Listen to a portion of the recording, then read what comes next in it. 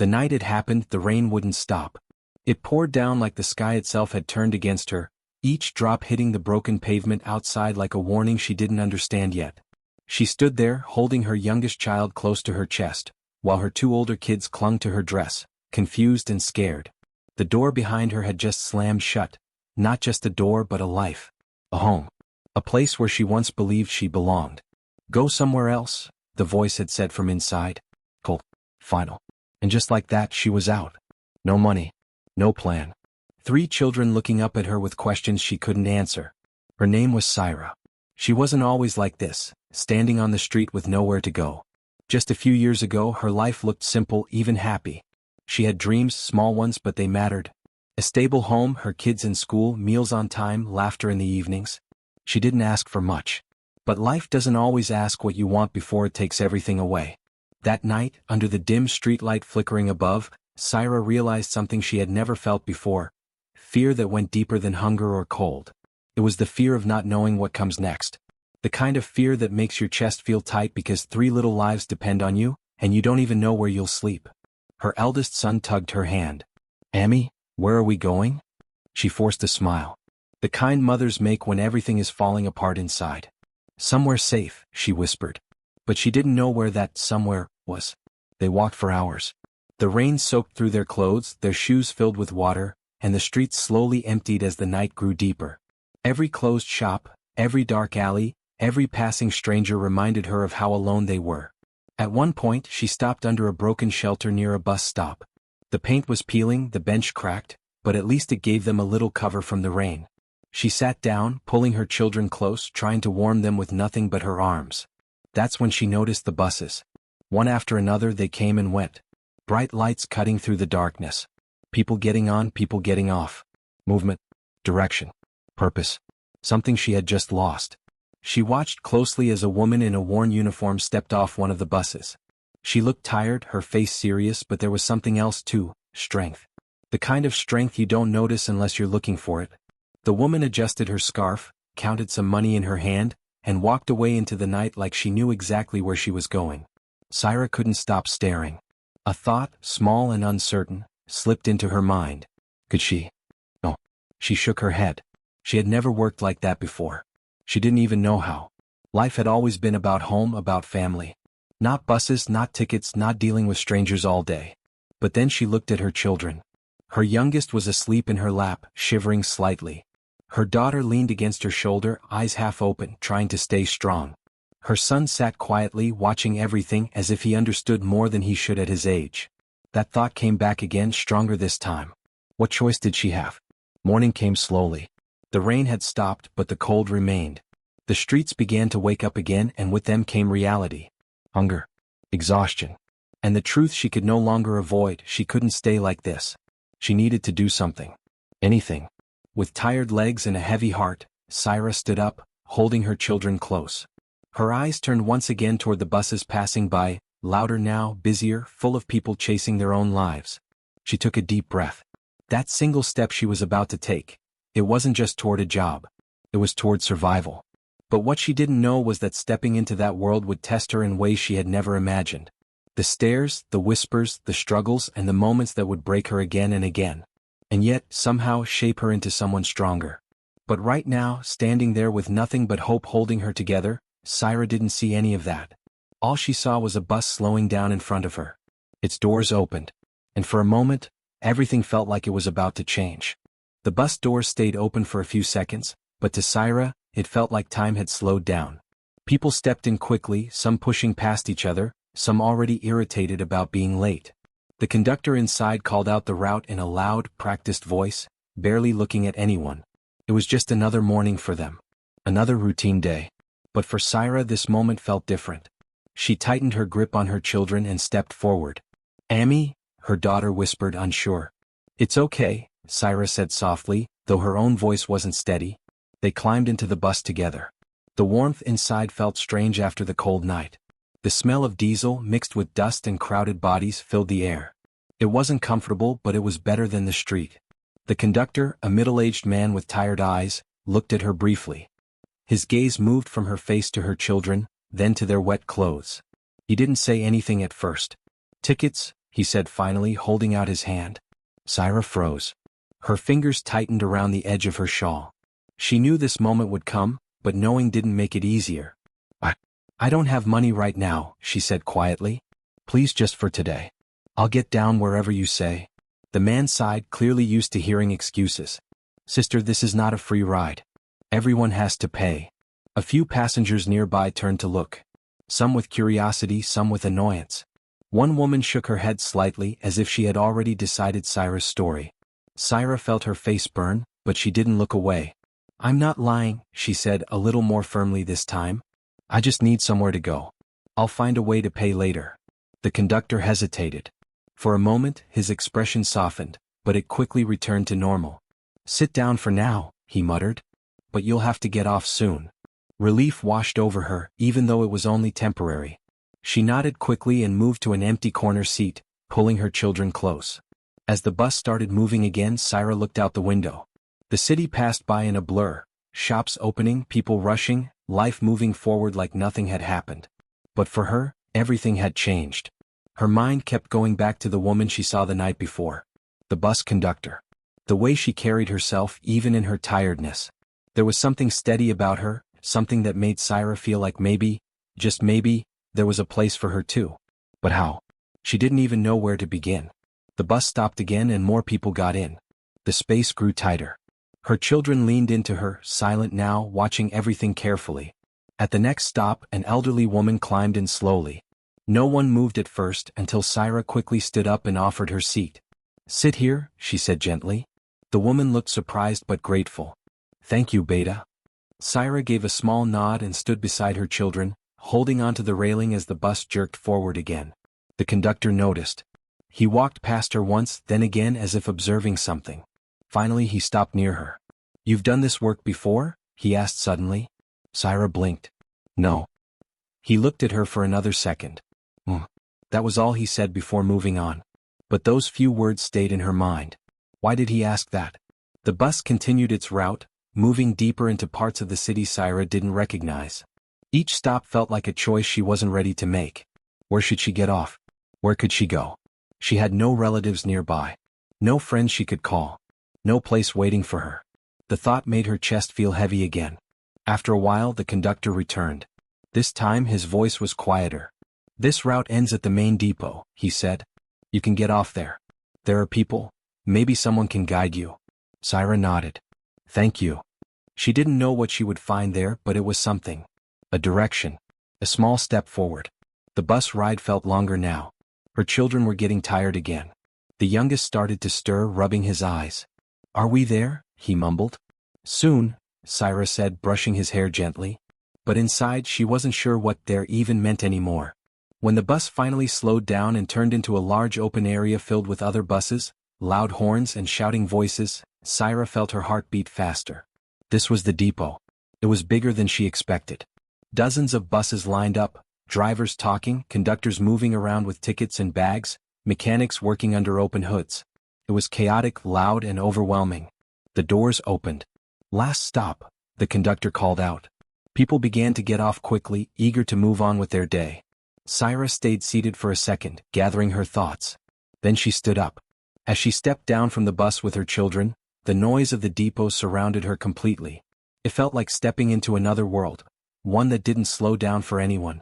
She turned back slightly, looking at the bus she had just come from. The conductor was already busy with something else, barely noticing her now. For him it was just another trip. For Syra, it might have been the beginning of something she didn't yet understand. She looked around, unsure where to go next. Men walked past quickly, some glancing at her, most not even noticing. A group of conductors laughed loudly nearby. A supervisor shouted instructions from a distance. Everything felt fast, rough, and unfamiliar. This wasn't a place she ever imagined herself in. And yet here she was. Her daughter held her hand tighter. Amy, what do we do now? Syra took a deep breath, her eyes scanning the busy depot again. I don't know yet, she admitted softly.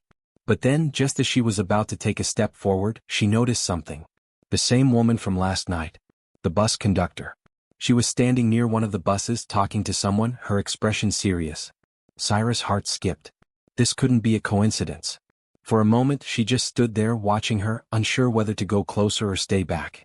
Because somehow, deep down, she felt that this woman might have answers. Or maybe she was about to open a door that Syra wasn't ready to walk through. Syra stood still for a moment, her eyes fixed on the woman in the conductor's uniform. Everything around her was loud and fast, but that one figure seemed steady, almost untouched by the chaos of the depot. The woman turned slightly, saying something to a driver, her voice firm, confident. There was no hesitation in her movements, no sign of doubt. It was the kind of presence Syra hadn't felt in herself for a long time. "Amy, who is she?" her son asked quietly, following her gaze. Syra didn't answer right away. "I don't know," she finally said. "But maybe she knows something we don't." It sounded strange even to her own ears, but something inside pushed her forward. Step by step, she moved closer, her children walking beside her. Each step felt heavier than the last, as if she was crossing into a world that didn't belong to her. Before she could reach, the woman noticed her.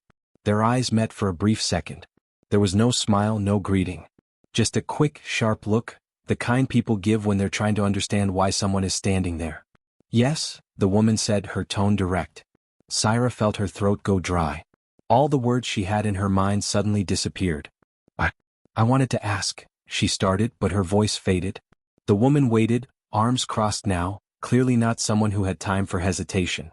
"About work," Syra managed to say, forcing the words out. "Is there anything I can do here?" The woman's expression didn't change, but her eyes moved again, this time carefully taking in Syra's condition. The tired face, the worn clothes, the children standing close, holding on to her. "This isn't an easy place," she said after a pause. "It's not for everyone." "I can try," Syra replied quickly, almost as if she was afraid the chance would disappear if she didn't speak fast enough. The woman looked at her for a long moment, then glanced toward the buses lined up behind her. "Try," she repeated. "Trying is not enough here. You either stand strong, or you get pushed out." Those words hit harder than Syra expected. For a second, doubt crept in again. Maybe this was a mistake. Maybe she didn't belong here after all. But then her daughter squeezed her hand, and that feeling of fear turned into something else. Something stronger. "I don't have anywhere else to go," Syra said quietly, but this time there was no hesitation. "I need work." The woman's expression softened just slightly, but it was hard to tell. Before she could respond, a loud voice interrupted them. "Why are you standing here?" a supervisor shouted as he walked over, his face already showing irritation. "This area is for staff only." Syra stepped back instinctively, her children moving with her. "I was just asking," she began. "Then ask somewhere else," he cut her off. "This is not a shelter." The words stung, even though she had expected something like this. The woman conductor turned toward him. "She was just leaving," she said calmly, but there was something in her tone that made the supervisor pause. He looked between them, then shook his head. "Make sure she does," he muttered before walking away. Silence settled for a moment. Syra felt her chest tighten again.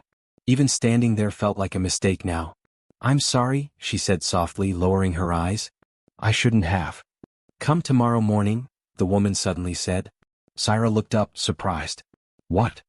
"Early," the woman continued, ignoring her confusion. "Before the first shift starts. As for me, my name is Farah." Syra blinked, trying to process what she just heard. Will there be work?" she asked carefully. Farah didn't answer directly. "I didn't promise anything," she said. "Just come if you're serious." Then, without waiting for another question, she turned and walked away, already calling out to someone near a bus. Syra stood there, frozen. It wasn't a yes, but it wasn't a no either. And somehow that small opening felt like more than she had a few hours ago. "Amy, does that mean you got the job?" her daughter asked, hope flickering in her tired eyes. Syra forced a small smile. "Not yet," she said. "But maybe it's a start." But even as she said it, questions filled her mind. What kind of work would it be? Would they even accept her? What about her children? Where would they stay while she worked? And more than anything, could she really survive in a place like this? The depot didn't feel any less intimidating now. If anything, it felt heavier, like it was testing her just by standing there. As she turned to leave, unsure of where to go next until morning, she noticed a group of workers talking nearby. "She won't last a day," one of them said, not bothering to lower his voice. Syra slowed down slightly, pretending not to listen. "Did you see her?" another added. "These jobs are not for people like her." A few of them laughed. Each word felt like a weight pressing down on her, but she kept walking. Her son looked up at her. Amy, why were they saying that? Syra didn't answer immediately. Because the truth was, she didn't know if they were wrong. That night came again, but this time without rain. The sky was clear, but the uncertainty felt even stronger. They found a quiet corner near a closed shop, sitting close together. Her children fell asleep slowly, one by one. But Syra stayed awake. Her mind kept going back to Farah's words. You either stand strong, or you get pushed out. She looked down at her hands. They weren't used to this kind of life. Not yet. But they might have to be. In the distance, she could still hear the faint sounds of buses moving, engines running, people working through the night. A world that didn't stop. A world she was about to step into. But as she sat there in the silence, one question kept returning louder each time. Was she strong enough for what was coming next? Syra barely slept that night. Every time she closed her eyes, she saw the same images. The depot, the buses, Farah's steady face, and the people laughing, saying she wouldn't last. The words kept echoing in her mind, mixing with her own doubts until she couldn't tell which voice was louder. Before the sun even rose, she was already awake. The air was cold and the streets were still quiet. Her children were curled up beside her, sleeping peacefully for the first time in hours. For a moment she just watched them, her heart heavy but determined. This wasn't just about her anymore. Wake up, Beta, she whispered gently, brushing her daughter's hair. We have to go. They moved slowly, still tired, but something had changed in Syra's steps. There was fear, yes, but there was also a kind of urgency now. A feeling that this day could decide everything. When they reached the depot again, it looked different from the night before. It was already alive. Engines roared, horns echoed, and people moved quickly in every direction. Conductors shouted routes, drivers checked their buses, and the early morning rush had already begun. Syra paused at the entrance for a second. This was it. Her son looked up at her. Amy, are we going inside again? She nodded. Yes. Her voice was calm, but her hands felt cold. They stepped in. Almost immediately she felt the same stares again. Some curious, some dismissive. A few faces from yesterday noticed her and exchanged looks, as if surprised she actually came back. She came again, someone muttered nearby. Syra pretended not to hear. Her eyes searched through the moving crowd until she spotted Farah near one of the buses, already busy, holding a stack of tickets and speaking quickly to passengers. For a second, Syra hesitated. What if Farah didn't remember her? What if yesterday meant nothing? But then she remembered why she was here. She walked forward. Farah, she called softly. The woman turned, her eyes scanning Syra quickly. For a moment there was no expression, and then a slight nod. You came, Farah said. I said I would, Syra replied, trying to keep her voice steady. Farah glanced at the children. And them? Syra swallowed. I don't have anyone to leave them with. Farah didn't respond right away. Instead she looked toward the bus, then back at Syra. This job doesn't wait, she said. It doesn't slow down because you have problems. I understand, Syra said quickly. I'll manage. Farah studied her face carefully, as if trying to see how much truth was behind those words. Before she could say anything else, the same supervisor from yesterday approached again, his expression already tense. What is this? He said sharply. Why is she here again? Syra's heart started racing. I told you yesterday, this is not a place for her. I asked her to come, Farah interrupted, her voice firm this time. The man stopped, clearly surprised. You? He said, narrowing his eyes. And why would you do that? Farah didn't step back. We're short on staff. You said it yourself last week. That doesn't mean we pick people off the street, he snapped. Syra felt every word like a blow, but she stayed silent. Farah crossed her arms. Then who will do the extra shifts? You. A few workers nearby started watching now, sensing the tension. The supervisor looked around, clearly irritated, but also aware of the attention. She has no experience, he said, lowering his voice slightly but still sharp. No training. And look at her situation. Syra's grip tightened around her children's hands. Farah didn't look away. Everyone starts somewhere. A long pause followed. The noise of the depot continued around them, but for Syra, everything felt focused on this one moment. Finally, the supervisor let out a frustrated breath. One day, he said. That's it. If she slows things down or causes any issue, she's out. No arguments. Syra felt something shift inside her. One day. That was all she had. Farah nodded slightly. That's enough. The The supervisor pointed toward Syra. "Don't make me regret this," he warned before walking off. Syra stood frozen, trying to process what just happened. Farah turned to her. "You heard him." Syra nodded quickly. "Yes." "Then don't waste time," Farah said, handing her a small stack of tickets. "Stay close to me. Watch everything. Do exactly what I say." Syra took the tickets carefully, her hands slightly shaking. This was real now. The bus engine started. "Get on," Farah said, already moving. Syra hurried behind her, guiding her children as they climbed in again. The bus filled quickly, people pushing in, voices rising, the same rush as before but faster, louder.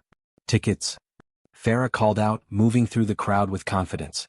Syra followed, trying to copy her movements, her eyes observing every detail. "How much?" a passenger asked sharply. Syra froze for a second, then looked toward Farah.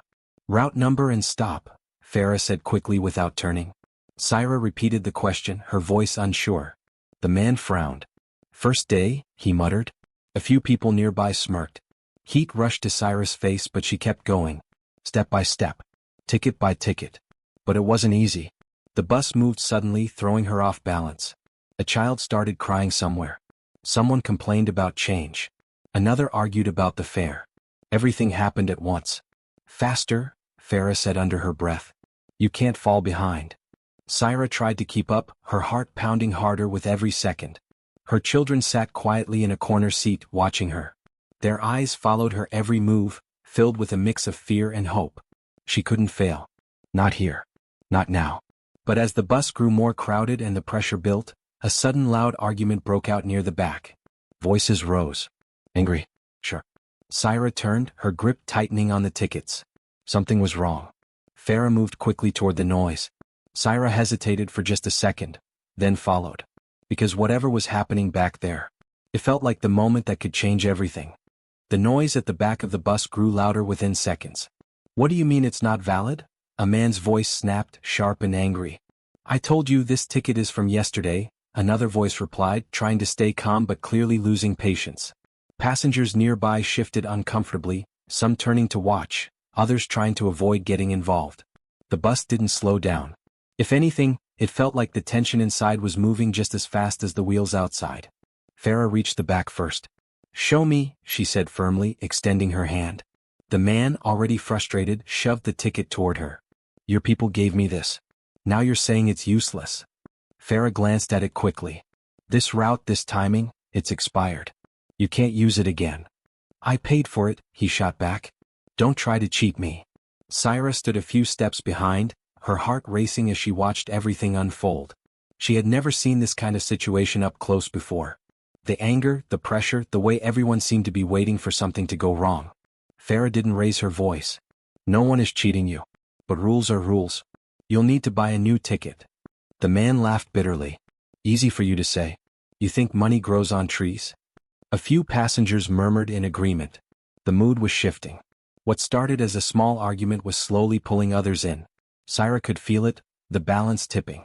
She glanced around, unsure what to do. This wasn't something Farah had shown her. There was no simple step to follow here. "Sir, please," Syra said quietly, stepping forward before she could stop herself. "It's better if we just stay out of it," the man snapped, turning sharply toward her. His voice cut through her like a shock. For a second she froze. The entire bus seemed to notice her now. New people already giving instructions? Someone muttered from a seat nearby. Syra felt her confidence slipping, the weight of every stare pressing down on her. Farah stepped in immediately. "Talk to me, not her," she said, her tone firmer now. "This is between you and me." But the man didn't back down. "Then handle it properly," he said. "Or stop taking people's money." The driver glanced through the mirror, clearly aware of the situation getting out of control. The bus couldn't stop here. Not in the middle of the road. Not with a full load of passengers. Everything felt stuck in motion. Syra's hands trembled slightly as she held the tickets. She looked toward her children instinctively. They were watching her, wide-eyed, sensing that something wasn't right. This wasn't just about one passenger anymore. It felt bigger. More fragile. Farah took a breath, then spoke again, slower this time. "Listen. You either buy a new ticket or you get off at the next stop. That's the rule." The man stepped closer. Not aggressively but enough to make the space tighter, heavier. "And if I don't?" he said quietly. The question hung in the air. For a moment no one spoke. Even the usual bus noise felt distant. Syra felt her pulse in her ears. She didn't know what would happen next, but she knew one thing. This was the kind of moment people talked about later. The kind that decided whether you stayed or got pushed out. Farah didn't move. "Then we stop the bus," she said. "And you deal with the authorities." A few passengers shifted again. That would delay everyone. No one wanted that. The pressure turned again, this time toward the man. But instead of calming down, his expression hardened. "Fine," he said slowly. "Let's stop the bus." The words hit like a sudden jolt. Syra's breath caught. This was getting worse. Much worse. The driver hesitated, unsure whether to follow through. Stopping now would create a bigger scene. But letting it continue could make things spiral. And then, just as the tension reached its peak, something unexpected happened. A voice came from the middle of the bus. "Leave it." It was calm. Clear. Different. Everyone turned. An older passenger stood up slowly, holding onto the railing for support. His face was serious but not angry. "It's not worth it," he said, looking directly at the man causing the trouble. "You're making it harder for yourself." The man didn't respond immediately, but his focus shifted. The moment changed, just slightly. Farah didn't interrupt. She let the silence stretch, giving space for the situation to cool. But Syra noticed something else. The supervisor. He was standing outside near a stop they had just passed, watching the bus. Watching everything. Her stomach dropped. If this turned into a bigger issue, if the bus had to stop, if there was any complaint, her one chance could disappear before the day even ended. The man at the back exhaled sharply, looking around at the eyes now on him. For a second it seemed like he might finally step down. But instead he reached into his pocket slowly. "I'll pay," he said, his voice still tense. "But don't think this is right." Relief moved through the bus like a quiet wave. Farah nodded, taking the money and handing him a new ticket without another word. The argument ended. Just like that. But the feeling didn't. Syra stood there, her heart still pounding, her thoughts racing. She had spoken when she shouldn't have. She had hesitated when she needed to act. And worst of all, someone had been watching. As the bus moved forward again, the normal noise slowly returned, but something had changed inside her. This wasn't just a job. It was a test at every step. And she had no idea how many more moments like this were waiting for her. Farah walked past her, stopping just for a second. "Don't jump in unless you're sure," she said quietly. "Out here, one wrong move can cost everything." Syra nodded, unable to find words. But deep inside, another fear started growing. Because if this was only the beginning of her first day, what would happen when things got even harder? And as the bus continued down its crowded route, filled with strangers, noise, and unseen challenges, Syra couldn't shake the feeling that something bigger was coming. Something that wouldn't end as easily as this. The bus didn't slow down, but Syra felt like everything inside her had come to a halt. Her hand still held the stack of tickets, but her grip had tightened. Farah's words echoed in her mind, "One wrong move can cost everything." And now, after what just happened, she couldn't tell if she had already made that mistake. She glanced toward the front. The route wasn't over yet. More stops were coming. More people. More chances for something to go wrong. But this time she didn't step back. She moved. Carefully at first, then with a little more confidence. She started asking passengers for fares again, her voice still soft, but steadier than before. "Ticket, please." "How many?" "Where are you getting off?" The words didn't feel as heavy now.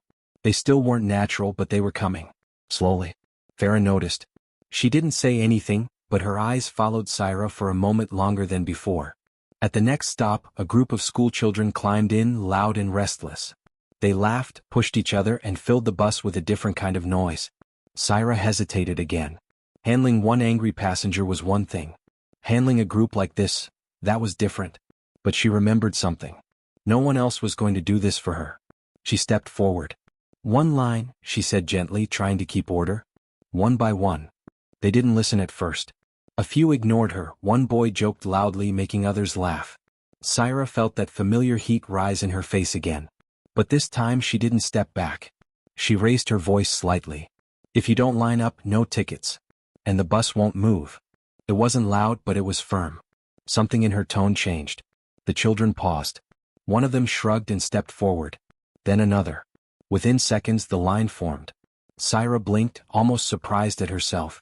Farah watched from the side, a faint, almost invisible nod crossing her face. The bus moved again. Stop after stop, Saira kept going. She stumbled sometimes. Missed small things. Took a second longer than she should have. But she didn't freeze anymore. She adapted. And slowly the bus didn't feel like a storm anymore. It felt like something she could survive. Then came the final stretch. The depot was close again. The end of the route. Her one day, almost over. Relief started to settle in her chest. Maybe she had done enough. Maybe this was it. But just as that thought formed, the bus suddenly jerked to a halt. Art. Passengers gasped, some grabbing onto seats to steady themselves. What happened? Someone asked loudly. The driver shouted something under his breath, trying to restart the engine. It didn't respond. A strange silence followed. Then the murmurs began. Why did we stop? I'm getting late. This always happens. Saira looked at Farah, confusion clear on her face. Farah moved quickly to the front, speaking to the driver. Their voices were low, but the tension was clear. After a moment, Farah turned back. Engine issue, she said. We'll have to wait. The murmurs grew louder. Waiting meant delays. Delays meant complaints. And complaints meant trouble. Saira felt her chest tighten again. Not now. Not at the end. A man stood up suddenly. I can't wait here, he said. I have to be somewhere. Others started agreeing. The calm they had just regained was slipping again. Saira looked around. No one was stepping in. Farah was busy with the driver. The situation was opening up, just like before. But this time, Saira didn't hesitate. She stepped forward. Please listen, she said, her voice louder than before. A few people turned. It's just a short delay, she continued. You can either wait here safely, or get off and arrange something else. Her words were simple. But they were clear. Some passengers exchanged looks. A few sat back down. The tension didn't disappear completely, but it stopped growing.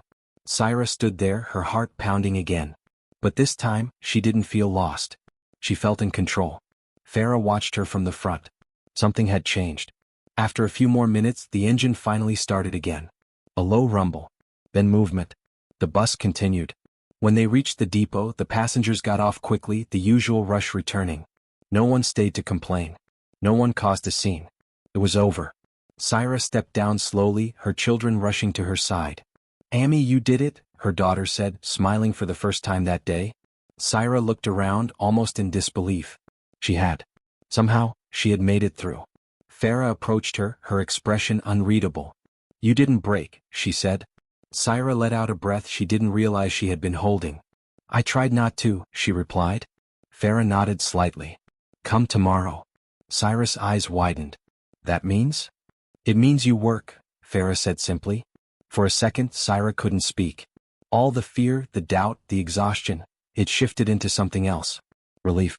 Hope. But just as that feeling settled, the supervisor from earlier walked toward them. His face was serious. I heard about the delay, he said. Saira's heart dropped again. Farah didn't respond immediately. The man looked directly at Saira. You handled it? She nodded slowly. Yes. He studied her for a moment. Then, unexpectedly, he said, Good. Saira blinked. I don't give second chances easily, he continued. But you kept things from getting worse. He turned slightly, then added, Be on time tomorrow. And just like that, he walked away. Saira stood there trying to process everything. It was done. She had a job. A real chance. But as she held her children close, feeling that small sense of victory, something in her mind shifted again. A memory. A voice. Go somewhere else. The door slamming. She turned to Farah suddenly. Can I ask you something? Farah looked at her. What? Saira hesitated for a second. Why did you help me? Farah didn't answer immediately. Instead, she looked away toward the buses. Then she said quietly, Because someone once helped me the same way. Saira felt a strange stillness in her chest. But not everyone gets that chance, Farah added. And that's when Saira realized something. This wasn't just the end of a hard day. It was the beginning of a much bigger fight. Because surviving one day was one thing. But holding on to this life, protecting her children, and proving she truly belonged here. That was a challenge that had only just begun. That night felt different. For the first time since everything fell apart, Saira wasn't sitting in silence wondering what would happen next. She still didn't have a proper home and the future was far from certain, but something inside her had shifted. There was a small sense of direction now, like a light she could follow. Her children noticed it too. "Amy, are we going back to the buses tomorrow?" her son asked, his voice carrying a kind of excitement Syra hadn't heard in days. Syra smiled gently. "Yes," she said. "We are." They found a place to rest again, not perfect, not comfortable, but this time it didn't feel like the end of the road. It felt temporary. The next morning came quicker than expected. Syra reached the depot earlier than before. This time she didn't stop at the entrance. She walked in with steady steps, her children beside her, her eyes already searching for Farah. The noise, the rush, the same busy environment, it was all there. But it didn't feel as overwhelming anymore. It felt familiar. Farah spotted her from a distance and gave a small nod. No long talk, no unnecessary words. Just a quiet signal that Syra was now part of this world. Work started immediately. This time, Syra didn't wait to be told every step. She followed the flow, remembering what she learned the day before. Her hands moved faster. Her voice was clearer. She still made small mistakes, but she corrected them quickly. Passengers still asked questions. Some still doubted her. But now she didn't shrink under their gaze. She answered. She managed. She kept going. Days slowly turned into a routine. The depot became less of a strange place and more like a second home. The drivers began to recognize her. A few conductors even started greeting her. The same people who once laughed quietly now watched her differently. Not with sympathy, but with respect. Her children adjusted too. They spent time near the depot when they had to, sitting together, helping each other, waiting for her shifts to end. It wasn't easy, but they stayed strong in their own way. One afternoon, as Syra stepped off the bus after a long shift, her daughter ran up to her with a bright smile. "Amy, I helped a lady find her bus today," she said proudly. Syra crouched down, brushing her hair back. "That's my brave girl," she said softly. In that moment, Syra realized something important. Her children were learning from her. Not just how to survive, but how to stand up again. A few weeks later, things started changing in small but meaningful ways. Syra managed to save a little money. Not much, but enough to rent a small room on the edge of the city. It wasn't perfect, just 4 walls, a roof that needed repair and barely enough space for all of them, but it was theirs. The first night they slept there, her children laughed over the smallest things. A corner to sit, a place to lie down without fear of being told to leave. Syra sat quietly watching them. This was what she had been fighting for. Not comfort, not luxury, just a chance to rebuild. At the depot, her confidence kept growing. She learned how to handle difficult passengers without fear. She understood the routes, the timing, the rhythm of the work. And Farah, she remained the same. Strong, steady, always watching. One evening, as they stood near the buses after a shift, Syra finally asked something that had been on her mind for days. "Was it hard for you?" she said.